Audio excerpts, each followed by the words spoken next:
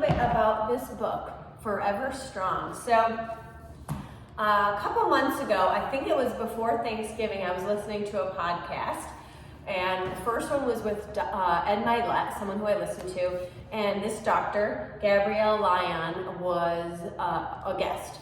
And then I was listening to Mel Robbins, and she was on her show. So something made me think, like, okay, there's something going on with this doctor that I need to learn more about. So I ordered the book, and I'm just at the beginning of it, so I haven't gotten very far, but I want to share a little bit about it because she talks about muscle strength and the importance of skeletal muscle and protein.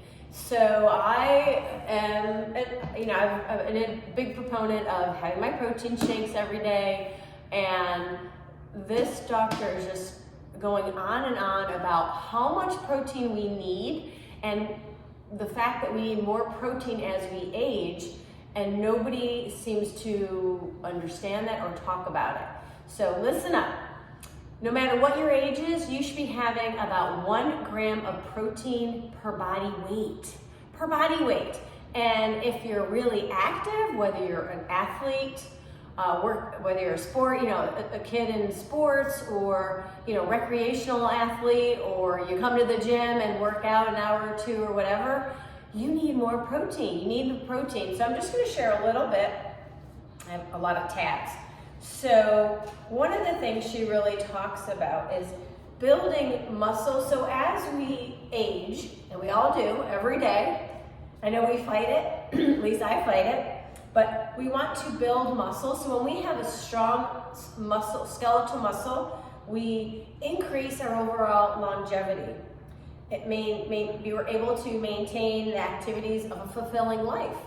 Think about someone you see in your mind, an old person who can't get around.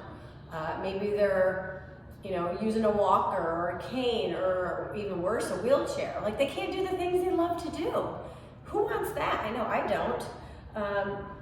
Having strong skeletal muscle prevents high blood sugar, and also it can prevent high cholesterol.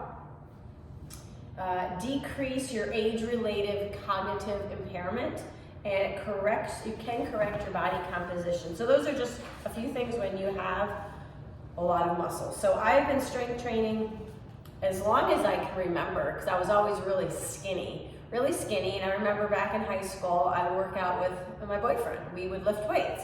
Now, I'm a pretty petite gal, but I still have used weights for as long as I can remember, and I know what we do here is so great for everyone. But my ladies that come here, they come upstairs to the gym, and I'm in the gym, you give yourself a little pat on the back, because you getting here, using the strength resistance training is so important, and far more than maybe losing a few pounds, but it just is so good.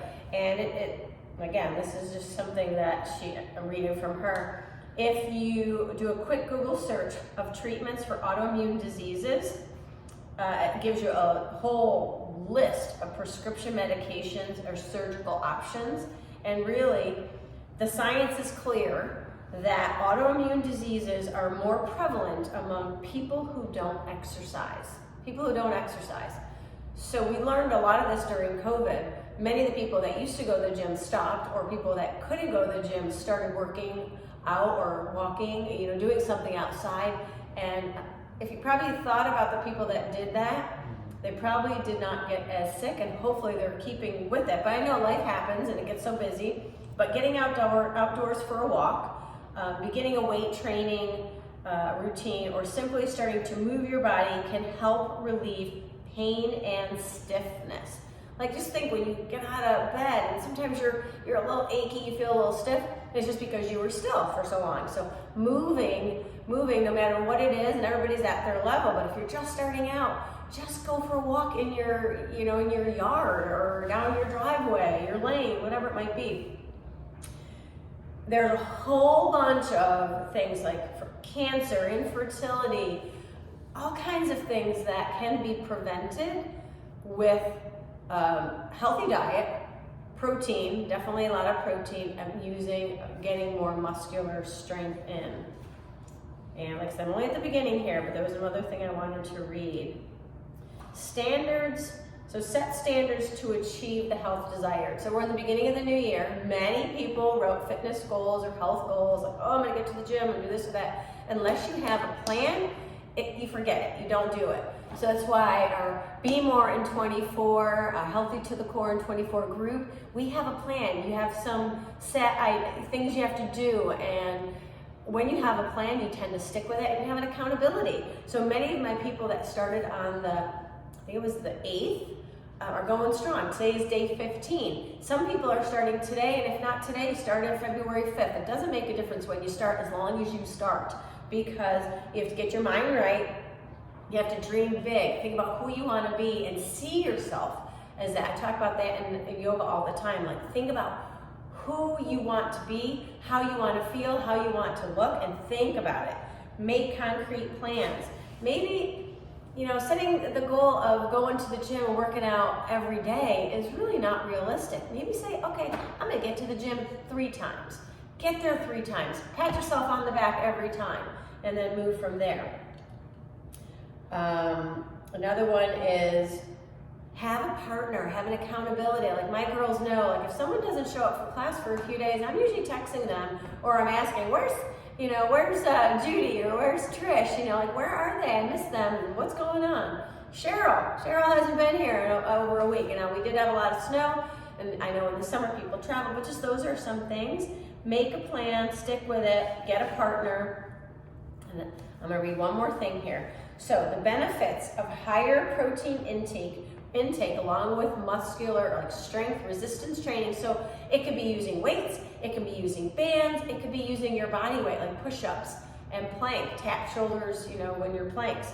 But benefits of a higher protein intake for adults: increased bone density, slower rate of bone loss, slower rate of muscle loss, and increased resilience. Resilience, if you were to fall, you wouldn't get, you would recover from an injury. I always talk about, you don't want to get so thin that you're frail, because if you were to fall, just one thing leads to another. And I'm sure you can probably relate if you know someone who's fallen and they just went downhill.